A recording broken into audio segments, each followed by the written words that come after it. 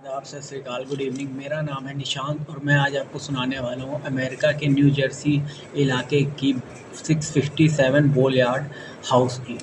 इस हाउस को haunted house भी माना जाता है और जो भी यहाँ रहता है उसको कई तरीके की आवाज़ें सुनाई देती हैं। काफ़ी हॉन्टेड हाउस है तो ज़्यादा दिन यहाँ वो टिक नहीं पाता है। तो बात है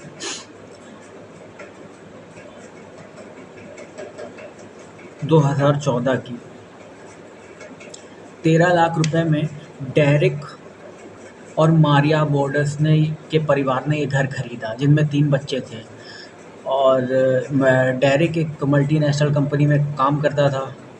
उसने बड़ी मेहनत से पैसे बचा के, पैसे इन्वेस्ट करके इस 13 लाख डॉलर में ये बोल यार्ड का 657 घर खरीदा था, जो कि वेस्टवील्ड न्यू जर्सी में है। ये सबसे पॉश इलाका माना जाता है अमेरिका का। सैलरी उसकी इतनी नहीं थी, लेकिन फिर भी किसी तरह उसने जोड़ के ये घर खरीदा। 3 दिन बाद मारिया को एक बॉक्स मिला। उस बॉक्स में एक बॉक्स था, लेटर बॉक्स। उसमें एक लेटर मिला और उसमें लिखा था ओनर का नाम लिखा हुआ था। उसमें लिखा था the dearest new neighbour at 657 boulevard, all allow to me welcome you the new neighbour. उस पर्चे में ये लिखा हुआ था। एक पर्ची मिली, उसमें लिखा था All of the windows are and doors in 657 Boulevard allow to me watch you and track you, or you move through the house. Who I am, the watcher, and have been in control of 657 Boulevard for the better part of 2 decades. Now the Woods family turned it over to you. It was their time to move on, and kindly said it when I asked them to the watcher. ये जिसने भी लिखा था उसने अपना नाम नीचे watcher के नाम से लिखा था कि मैं, और उसमें लिखा था welcome my friend, let the party begin, the watcher. फिर जब उसको ऐसा कुछ मिला कि उनके ऊपर कोई नज़र रख रहा है, तो वो जो फैमिली थी, डेरेक और मारिया, ये वापस अपने पुराने घर में चले गए, अपने बच्चों को साथ में लेके। फिर कुछ दिन पे वो यहाँ पे आते रहते बच्चों को, लेकिन वो अपने पुराने घर में ही रहते। उन बच्चों की उम्र थी 6 साल, 8 साल और 10 साल।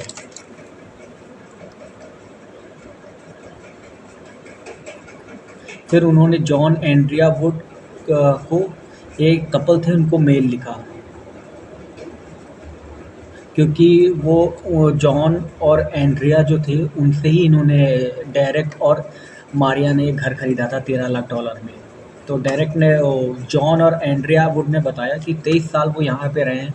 23 साल तक तो ऐसा कुछ भी उनको महसूस नहीं हुआ। ये कोई है जो कोई उनसे मजाक कर रहा है, प्रैंक कर रहा है, उनको डराने की कोशिश कर रहा है। इसमें कोई सच्चाई नहीं कि वो घर हॉन्टेड है या वो रहने लायक नहीं। हम भी 23 साल तक रहे हैं, यहाँ कोई दिक्कत नहीं हुई। फिर उनको जब लगा कि ये बहुत ज़्यादा हो रहा है, तो एंड्रू और डेरेक और मारिया और जॉन और एंड्रिया वुड ने मिलकर पुलिस के पास जाने का फ़ैसला किया। वो पुलिस के पास गए, पुलिस को सारी जो भी इनके साथ हुआ उसके बारे में इन्होंने इन्फॉर्म किया, सारी सब कुछ बताया।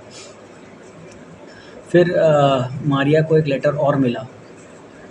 वो सफाई कर रही थी, सफाई के दौरान उसको एक लेटर मिला। उसमें लिखा था कि आप बेसमेंट में जाएँ, वहाँ आपके लिए बहुत कुछ है। आपके बच्चे वहाँ बेसमेंट में जाएँ और देखें उसमें क्या-क्या है। और बेसमेंट जो कि ऐसा था कि बेसमेंट के अंदर जो चला जाता था, उसके बाद उसकी आवाज़ बाहर या ऊपर तक भी नहीं आती थी। बेसमेंट में बहुत कुछ था देखने लायक या डराने लायक। ये वॉचर के लेटर में लिखा हुआ था, जो इस घर को वॉच कर रहा था। तो ये फिर कुछ दिनों के लिए अपने पुराने घर चले गए। फिर लौट के आए तो उनको एक लेटर मिला, उसमें लिखा हुआ था कि आप लोग कहाँ चले गए हैं, 657 बोलियार्ड को अकेला छोड़ के। फिर डायरेक्ट काफ़ी परेशान हो गया, उसकी नौकरी भी ठीक से नहीं हो पा रही थी, इसलिए वो डिप्रेशन में चला गया। बिजली के बिल बढ़ रहे थे, हाउस रेंट बढ़ रहा था, हाउस के जो और भी रेंट होते हैं, वाटर टैक्स और बिजली के बिल और रेनोवेशन का काम, इन सब को लेके जो खर्चे हो रहे थे, इससे डायरेक्ट काफ़ी डिप्रेशन में चला गया था। आखिरकार हार मान के डेरेक ने सोचा कि वो इस 657 बोलियार्ड को बेच देगा। तो उसने इस घर को बेचने के लिए 2015 में टू लेट का बोर्ड लगाया कि जो भी इसको खरीदना चाहता है आए। और इत्तेफाक देखिए, एक हैरानी वाली बात कि इसको खरीदने में किसी ने भी दिलचस्पी नहीं दिखाई। तो यही सब सोच के उसने जॉन और एंड्रिया वुड के ऊपर केस कर दिया। इसकी वजह से ये केस पब्लिक हो गया, मीडिया में आ गया, पुलिस वालों को पता चला, मीडिया में आया, लोगों को पता चला। तो यहाँ पे कई व्लॉगर आते थे और ये बोलते थे कि देखिए हमारे पीछे अमेरिका का सबसे हॉन्टेड हाउस है और हम यहाँ पे व्लॉग कर रहे हैं। इससे परेशान होकर मारिया और एंड्रिया वहाँ से चले गए कुछ दिनों के लिए।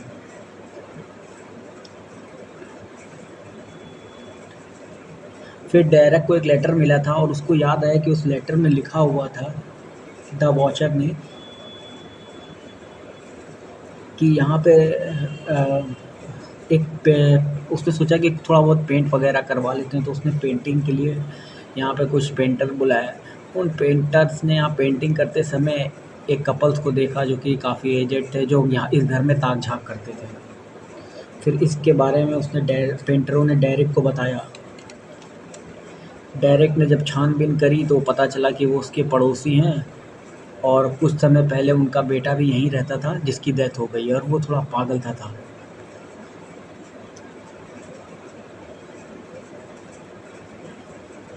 और पता चला कि डेरेक से पहले यहाँ पे लैंगफोर्ड फैमिली रहते थे, जो कि बहुत ही बड़े थे, बड़ी उम्र के थे। उनमें उनकी माँ थी पैगी, जिसकी 90 साल उम्र थी।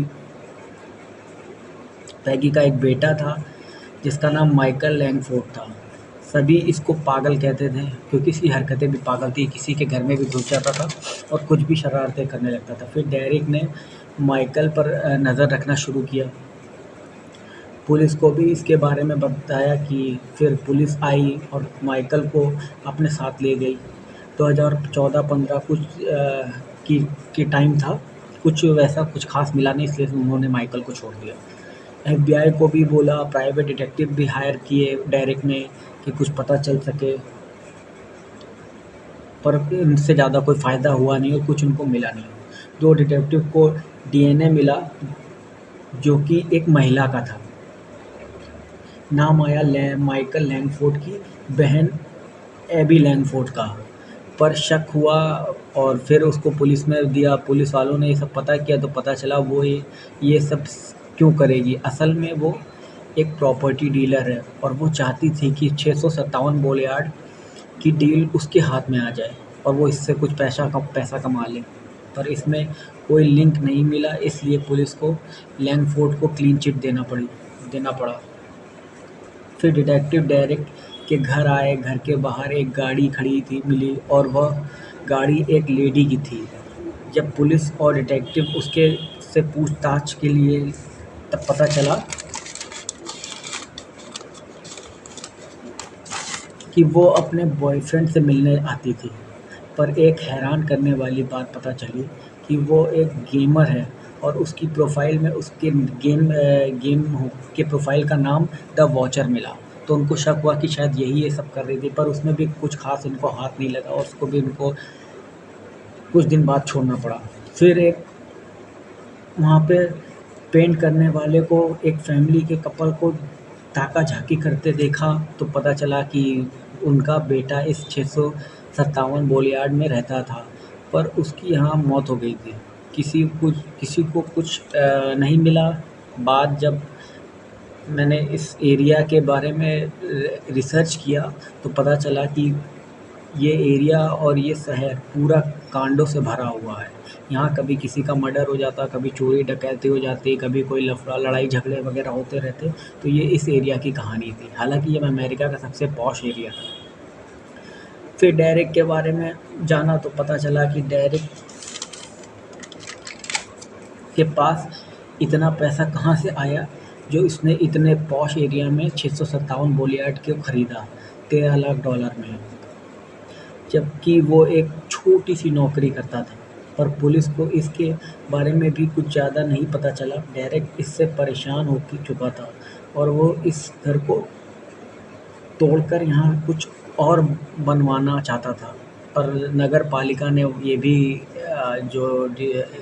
तोड़ने से मना करवा दिया कि वो नहीं तोड़ सकते इसको।